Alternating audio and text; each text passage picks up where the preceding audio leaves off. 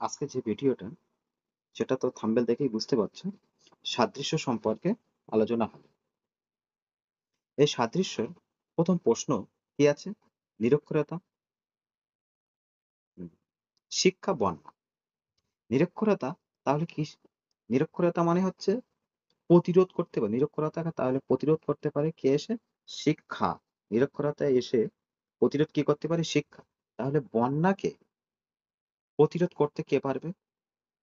বন্যাকে প্রতিরোধ করতে কে পারবে? নিশ্চয়ই বৃষ্টি বন্যাকে প্রতিরোধ করতে পারে না। বৃষ্টি তো হলে প্রচুর পরিমাণে বন্যা হয়ে যাবে। নদী, নদী তো পারবেই না। তাহলে এটা হবে না, বিটটাও হবে না। সিটি কি বলছে? সি তে বলছে সেতু, সেতু তো হবে না। তাহলে বন্যাকে প্রতিরোধ করতে পারবে কে? বাঁধ। অপশন ডি হবে এর উত্তর। দ্বিতীয় প্রশ্ন কি? পায়রা সদৃশ্য হচ্ছে শান্তি। এর সাদা পতাকার সদৃশ্য কি হবে? পায়রা হলো কিসের প্রতীক? শান্তির প্রতীক হলো পায়রা। পায়রা তাহলে শান্তির প্রতীক। তাহলে সাদা পতাকা কিসের প্রতীক হবে?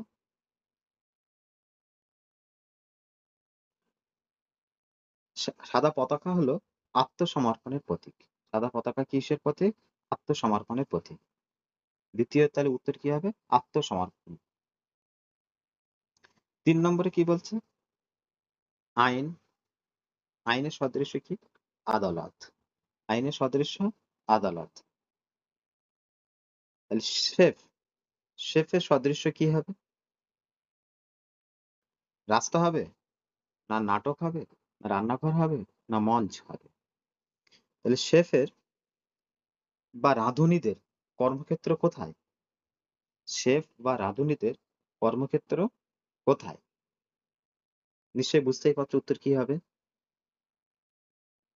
রান্নাঘর। উত্তর কি হবে? রান্নাঘর। 3 নম্বর প্রশ্নের উত্তর হবে অপশন সি। আজকে তাহলে এই পর্যন্ত। Thank you so much.